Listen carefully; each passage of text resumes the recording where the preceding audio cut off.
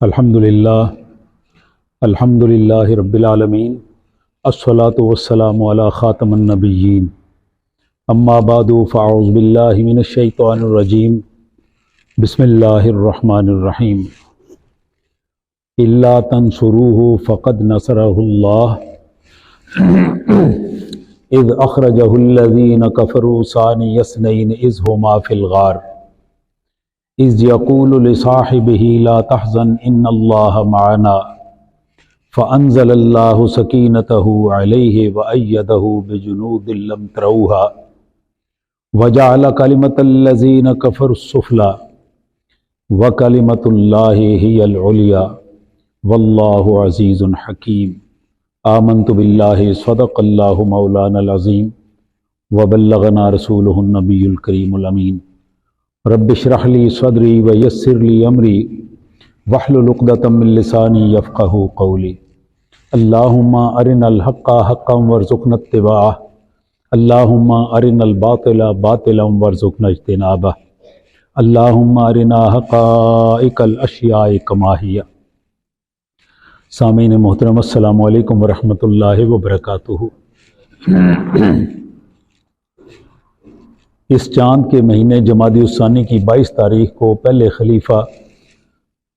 خلیفہ راشد حضرت سیدنا ابو بکر صدیق رضی اللہ تعالیٰ عنہ کا یوم وصال ہے، اور اسی نسبت سے میں نے آج کا جو موضوع منتخب کیا تھا، اور لاسٹ ٹائم میں نے بتایا بھی تھا کہ سیدنا ابو بکر صدیق رضی اللہ تعالیٰ عنہ کی سیرت کے متعلق میں عرض کروں گا، اور انشاءاللہ اللہ خیر رکھے اگلے جمعے کو بھی اسی پر ہم گفتگو بھی کریں گے۔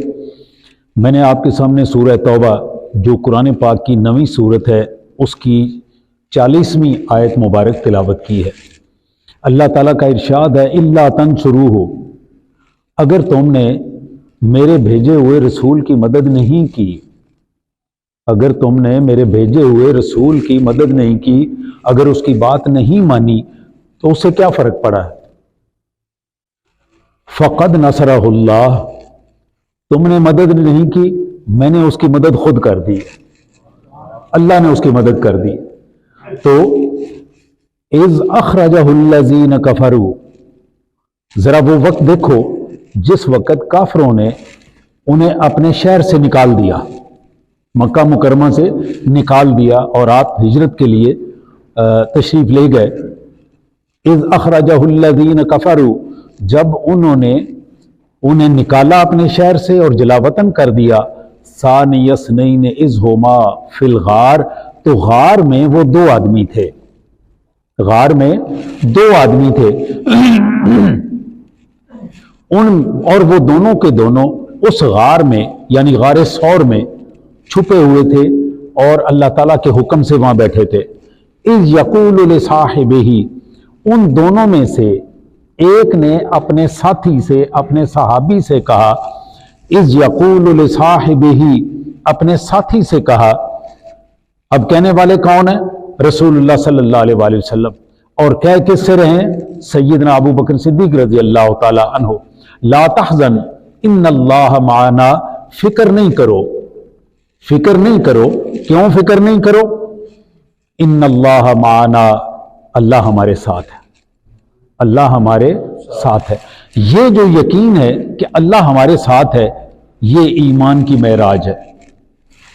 جس بندے کو یہ یقین ہو جائے کہ اللہ میرے ساتھ ہے، میں ایسی کام کر رہا ہوں، ایسی حرکتیں کر رہا ہوں، ایسے افعال کر رہا ہوں، ایسے اعمال کر رہا ہوں کہ اللہ میرے ساتھ ہے، اس بندے کو ایمان کی تکمیل حاصل ہو جاتی ہے۔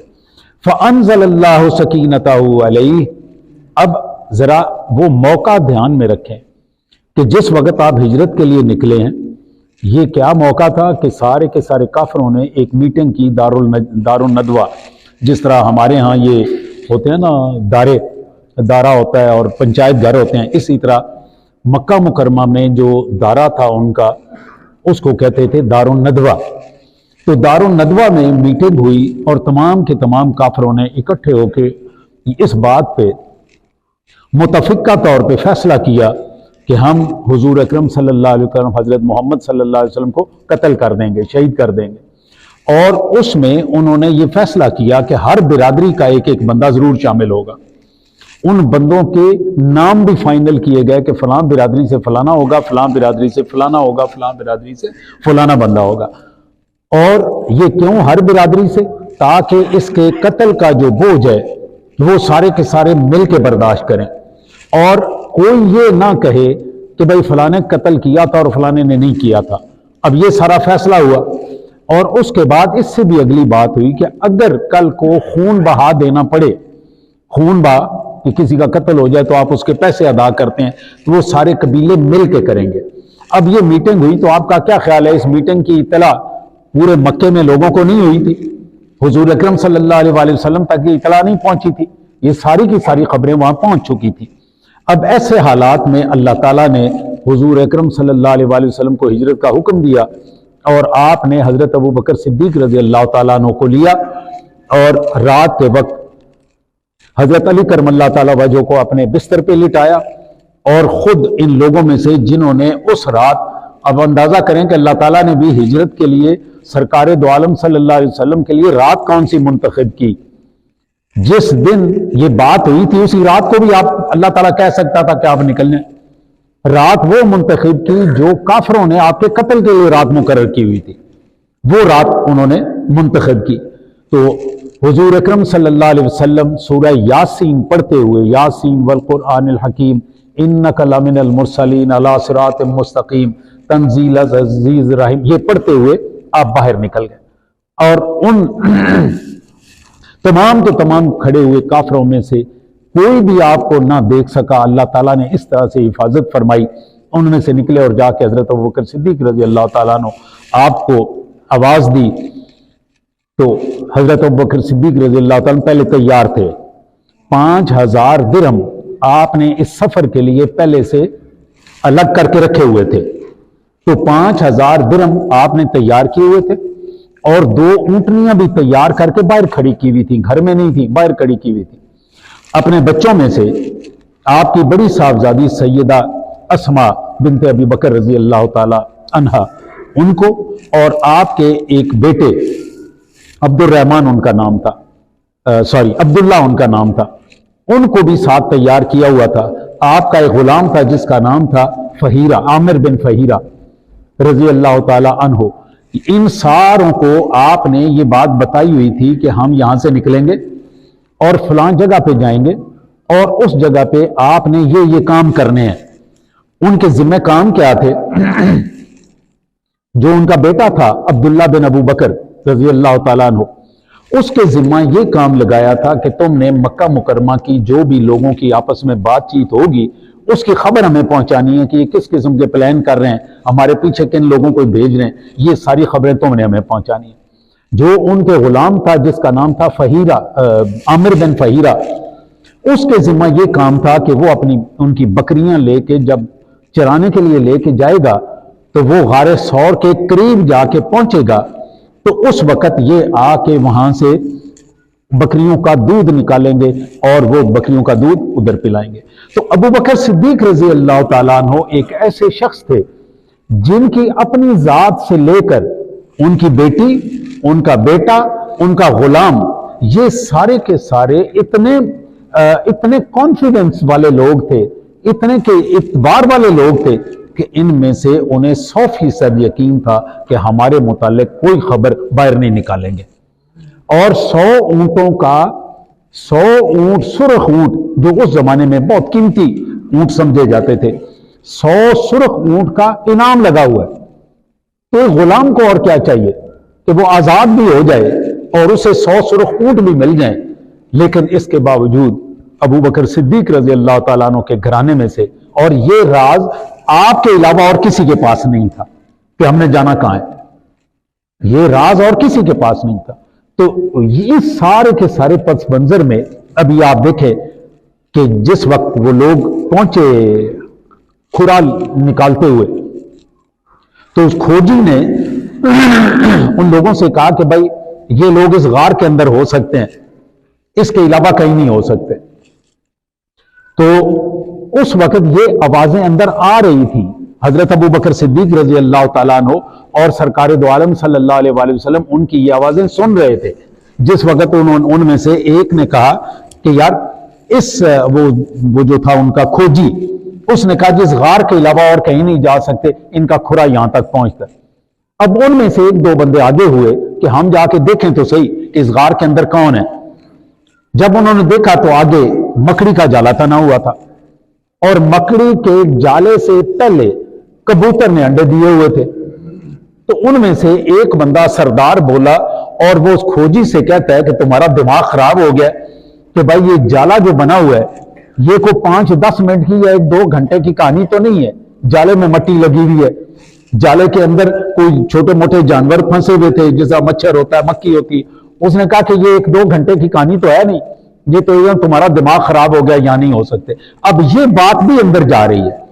तो हजरत अबू बकर सिद्दीक रजी अल्लाह ताला अन्हु सरकार दो आलम सल्लल्लाहु अलैहि वसल्लम से ये अर्ज करते हैं कि या रसूलुल्लाह सल्लल्लाहु ताला अलैहि वसल्लम, ये बंदे हमारे सर के ऊपर पहुंच गए, अगर इनमें से कोई आदमी थोड़ा सारा नीचे झुक के अंदर देखेगा तो हम इन्हें नजर आ जाएंगे। अब परेशानी वाली बात तो थी ना। अब मर जाना कुछ और होता है और गिरफ्तार होके कैदी हो जाना कुछ और बात होती है। उस वक्त रसूलुल्लाह सल्लल्लाहु अलैहि वसल्लम ने फरमाया हजरत अबू बकर सिद्दीक से रज़ी अल्लाह ताला अन्हु, ला तहज़न इन्नल्लाह माना, कि घबराओ नहीं, परेशान नहीं हो, अल्लाह हमारे साथ है। फ़अंज़लल्लाहु सकीनतहु, अब ये परेशानी वाली बात थी ना, फिक्रमंदी थी। अब उस फिक्र का अल्लाह ताला ने जवाब क्या दिया? ये तो रसूलुल्लाह सल्लल्लाहु अलैहि वसल्लम ने फरमाया ना कि अल्लाह हमारे साथ है। अब अल्लाह ताला ने क्या किया, जरा ये सुनिए। फ़अंज़लल्लाहु सकीनतहु अलैहि, अल्लाह ताला ने उनके ऊपर सुकून नाज़िल किया। अल्लाह ने उनके ऊपर, खौफ में अगर सुकून आ जाए, बंदे आपको थड़ा दे के खड़े हुए और आपको पता है कि मैंने यहां से गुजरना है, लेकिन आप पुरसुकून हो, इससे बड़ी और नेमत क्या हो सकती है कि आप पुरसुकून हो। अल्लाह ताला ने यहां पे फरमाया कि मैंने इत्मीनान, फ़अंज़लल्लाहु सकीनतहु, मैंने सकीनत, सुकून वो उन पे नाज़िल किया। और यहां पे एक लफ्ज और भी है, सकीनतहु, अल्लाह ताला ने अपना सुकून उनके ऊपर नाज़िल फरमाया। अल्लाह ताला ने अपना सुकून, इस कायनात में जो सबसे ज्यादा पुरसुकून हस्ती है वो कौन है? अल्लाह, जिसको कोई फिक्र नहीं है, जिसको इस कायनात की किसी किस्म की कोई फिक्र और परेशानी नहीं है। तो अल्लाह ताला ने अपना सुकून इन दोनों के लिए अता फरमाया और वो बिल्कुल पुरसुकून हो गए। आगे सुनिए जरा। अब पहले था हजरत अबू बकर सिद्दीक और रसूलुल्लाह सल्लल्लाहु अलैहि वसल्लम, उन दोनों की बात थी। अब अल्लाह ताला का एक्शन क्या है? पहला एक्शन मैंने आपको सुना दिया कि अल्लाह ताला ने उनके ऊपर अपना सुकून नाज़िल फरमाया। वअय्यदहु बिजुनूदिन लम तरौहा, और अल्लाह ताला ने इन दोनों हस्तियों की, सरकार दो आलम सल्लल्लाहु अलैहि वसल्लम और सैयदना अबू बकर सिद्दीक रज़ी अल्लाह ताला अन्हु, इन दोनों की मदद ऐसे लश्करों से की जो आपको और मुझे नजर नहीं आते।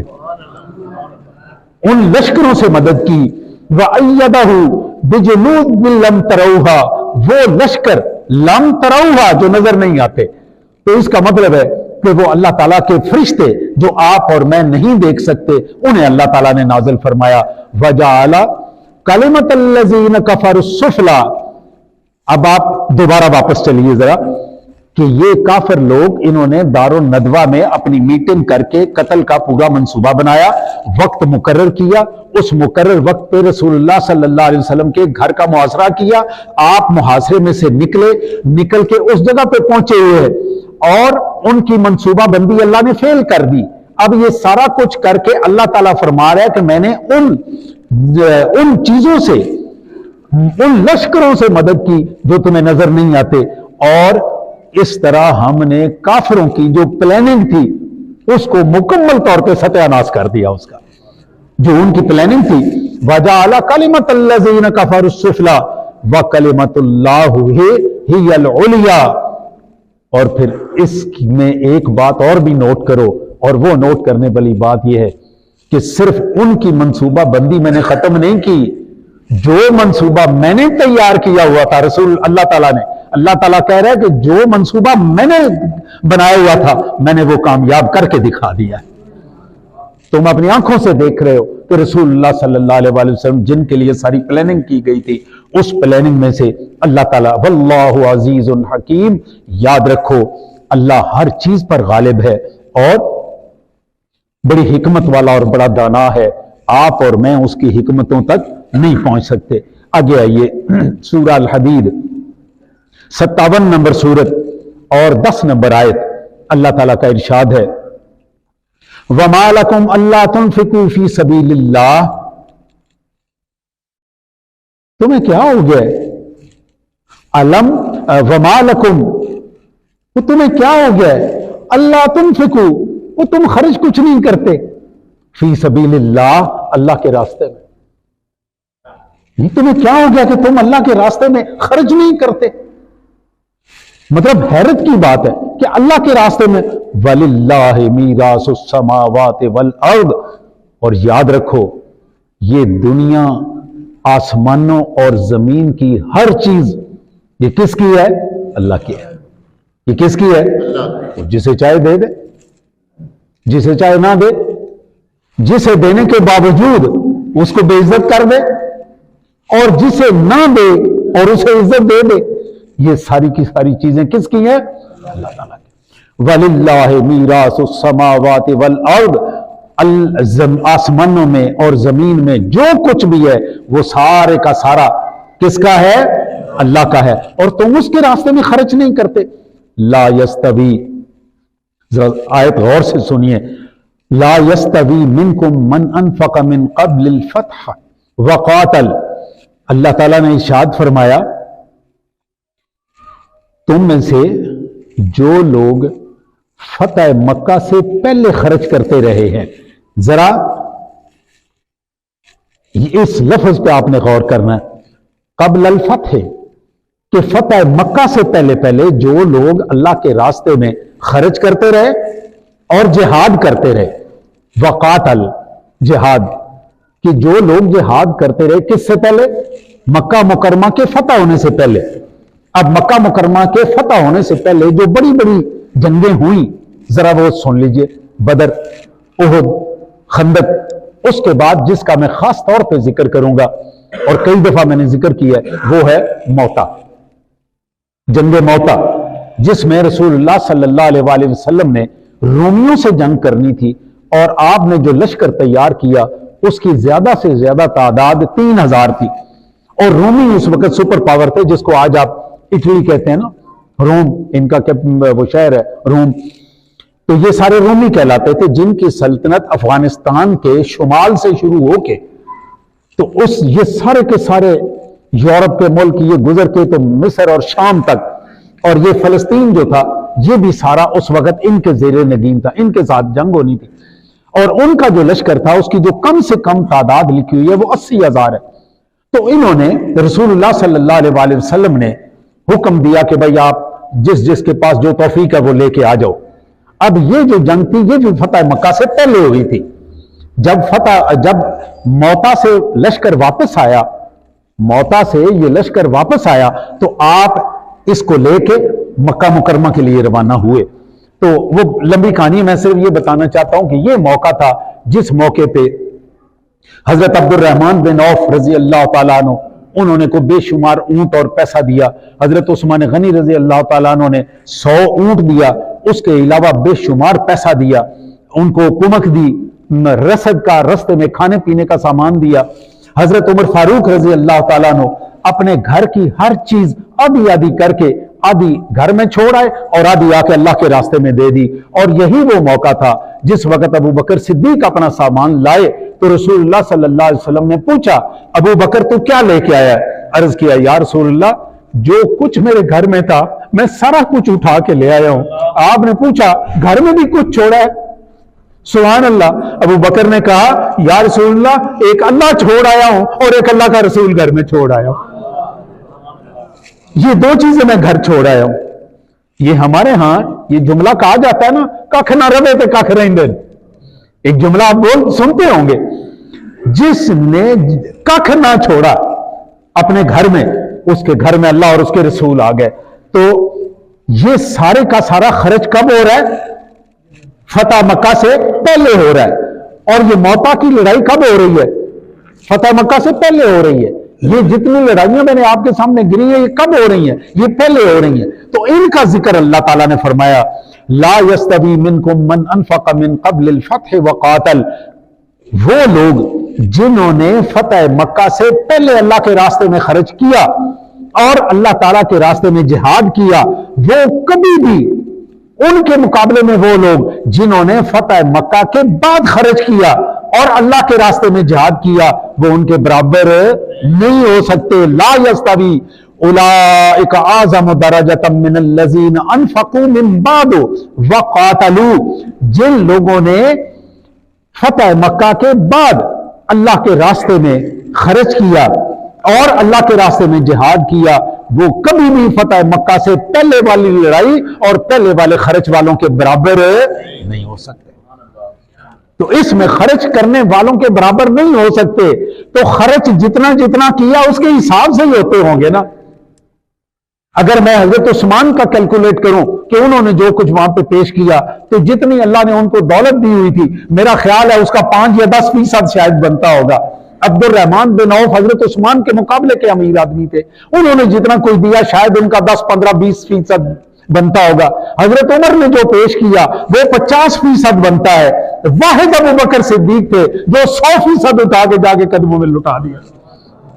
اس کا مطلب ہے ان کے مرتبے بھی پھر اسی پرسنٹیج کے حساب سے ہوتے ہوں گے. تو جو مرتبہ اللہ تعالیٰ نے سیدنا ابو بکر صدیق رضی اللہ تعالیٰ عنہ کو عنایت فرمایا وہ اور کسی کے حصے میں نہیں آ سکا.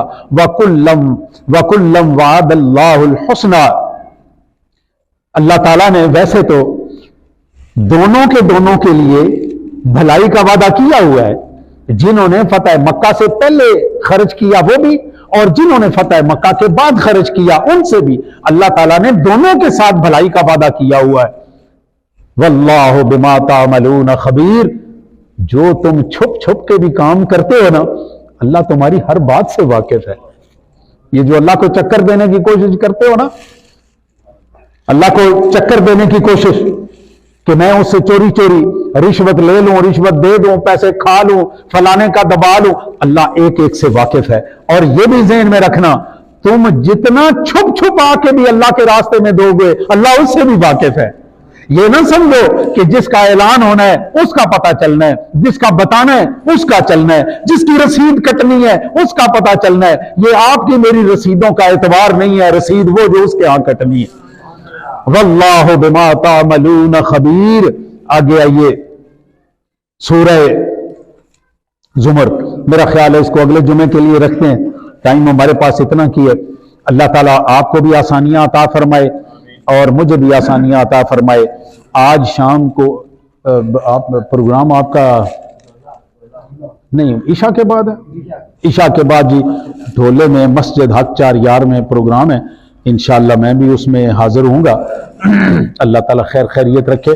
اور اس میں میرا جو آج کا عنوان ہے جو میں نے اپنے طور پہ سوچا ہے وہ ہے جو بچے ہمارے کالجوں میں یونیورسٹیوں میں پڑھتے ہیں ان کے لیے کہ اگر کسی پڑھے لکھے بندے نے ولی بننا ہو، کالج میں رہتے ہوئے، یونیورسٹی میں رہتے ہوئے، اپنے یونیفارم پہنتے ہوئے، اپنے یہ دنیا داری کے کام کرتے ہوئے اللہ کا ولی بننا ہو تو وہ کیسے بن سکتے ہیں؟ یہ میرا انشاءاللہ عنوان ہوگا. کچھ فوتگیاں ہوگی ان کے لیے ایصال ثواب کرنا ہے. ماسٹر ظفر اقبال تارڑ صاحب ان کا انتقال ہوا، متلی ماچھی یہ فوت ہو گئے اور محمد عنایت تارڑ ولد عطا محمد، یہ تینوں ان کے لیے ایصال ثواب کرنا ہے. آپ سے میری گزارش ہے ایک دفعہ سورۃ فاتحہ 3 دفعہ کل شریف پڑھ کے ان کے لیے ایصال ثواب کرنا. بسم اللہ.